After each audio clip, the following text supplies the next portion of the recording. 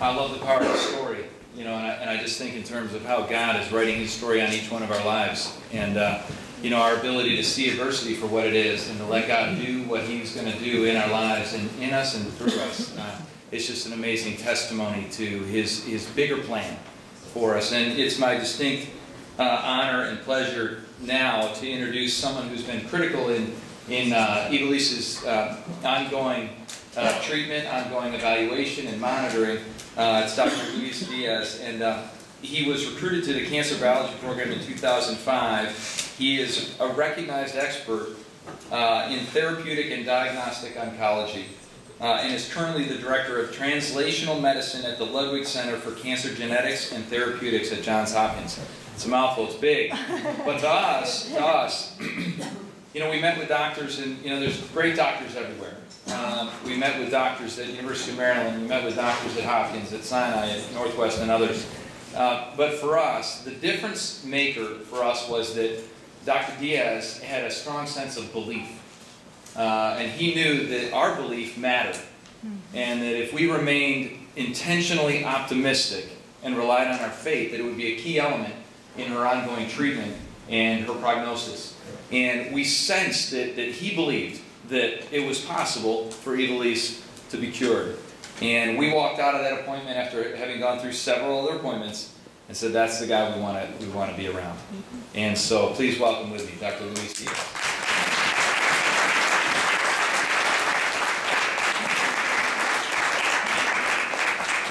Thanks everyone, and thank you for giving me the opportunity to speak and to take care of you and your family.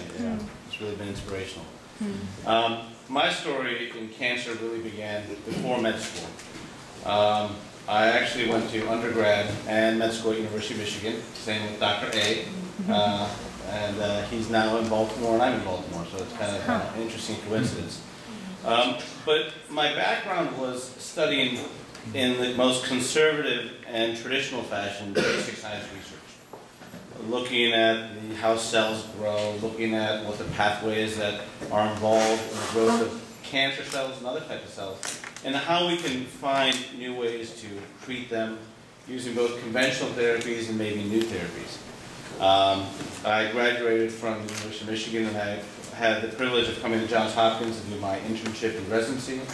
Stayed there for my fellowship, and again, Hopkins is a very conservative, established institution, where what we do is take the evidence and apply it and try to bring new things from the laboratory, again, a very conservative approach, into the clinic.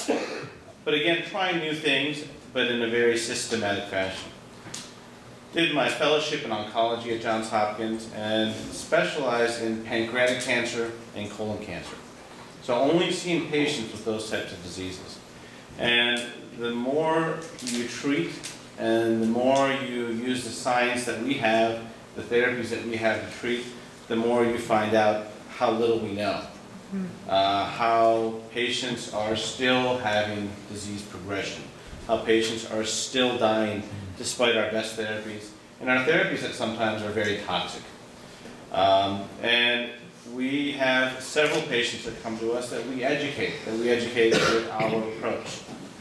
But it was a little different when I met Jimmy and Evalise. They came to me, and our first interaction was a very open interaction, and where we exchanged information. It wasn't just information going one way, it was information going one way and then information coming back to me. So I was actually being educated by that process. Well, that was the easy part. And we were talking about fear, but fear as a doctor is different than fear as a patient, because fear as a doctor is you don't want to make the wrong decision.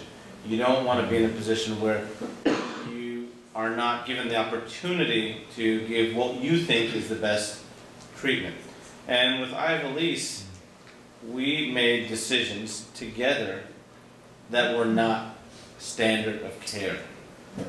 They were decisions based on information that I gave them and information that they gave me. So it was unique. In fact, it was a little bit like research.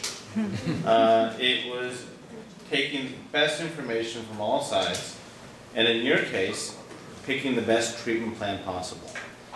And I can tell you from experience, from treating hundreds and hundreds of patients with her exact type of tumor, that this is not a tumor that at year 1 or at year 2 is typically cured. The majority of patients are not cured.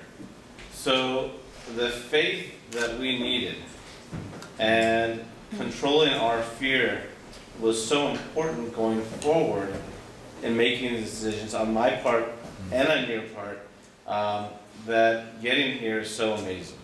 Being at this position 3 years out, actually a little over 3 years out, where we are looking for disease and not finding any, is incredible. I can tell you a little bit about the approach. Well, one approach, which is fairly standard for cancer therapy, is surgery. Ivelisse was in a situation that even though she had what's called stage 4 disease, that we were able to approach it surgically. Now, I'm an oncologist. I give chemotherapy. I give targeted therapies. The traditional approach is to give chemotherapy after such a procedure to increase the cure rate. Is it a perfect approach? No. Is there toxicity? Yes. Is there concern that the therapy might actually do more harm than good? In some cases, yes. So, in Ivelisse's case, we actually withheld the chemotherapy, relied on the surgery, and I'm going to let Dr. Hindenburger talk a little bit about what we did from a naturopathic perspective, but it was augmenting the immune system with not traditional therapies, but alternative therapies.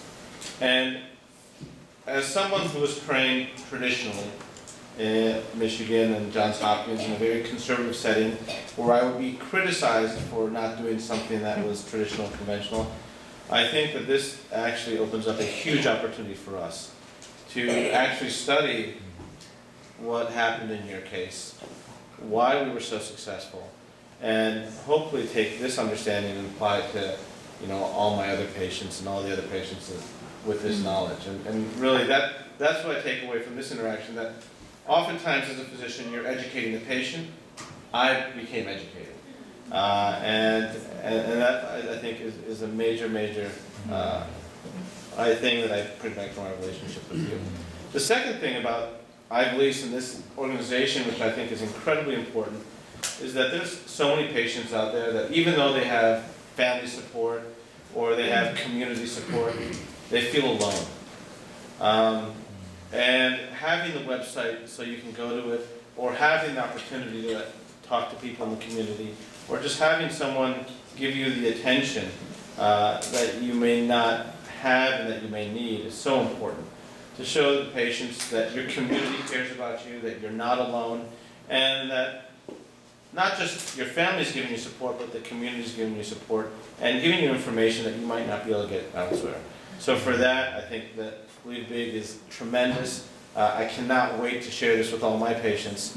And I know that every time Hopkins has anything that we need, where we need a spokesperson, everyone get home, can I at least come? I think so. And then she shows up. So I'm just really grateful to Ivelisse, grateful to Jimmy, and I've learned so much from my interaction with them, and hopefully I can give back from that education for the greater cancer community. Thank you.